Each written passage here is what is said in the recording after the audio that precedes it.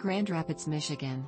2 of 4 men were acquitted Friday in a conspiracy to kidnap Michigan Governor Gretchen Whitmer in 2020, motivated by fury at the Democrats' tough COVID-19 restrictions early in the pandemic.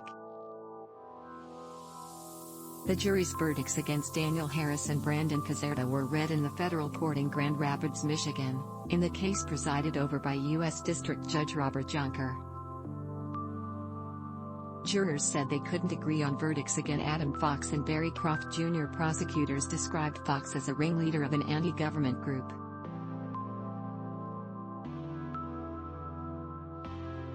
Fox, Croft and Harris faced additional charges.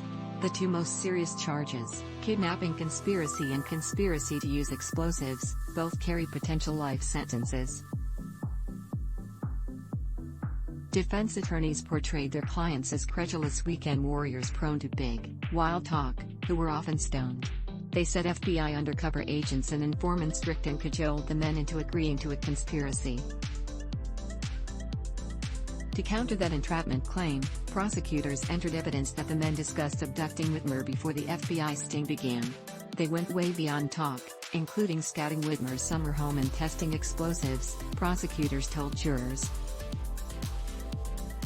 Croft is from Delaware while the others are from Michigan. Earlier Friday, U.S. District Judge Robert Junker acknowledged the struggle of deliberations. Decisions to convict or acquit must be unanimous.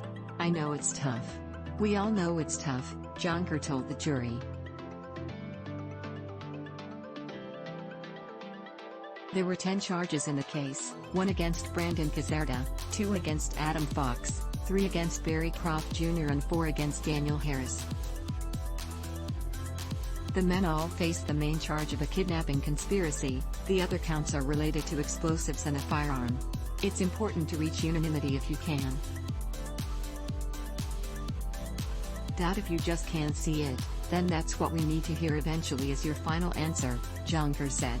Deliberations resumed earlier Friday with a court employee handing over a large plastic bag containing pennies, known as Exhibit 291. The pennies were requested before jurors went home Thursday. Pennies taped to a commercial-grade firework were intended to act like shrapnel, investigators said. According to evidence, a homemade explosive was detonated during training in September 2020, about a month before the men were arrested.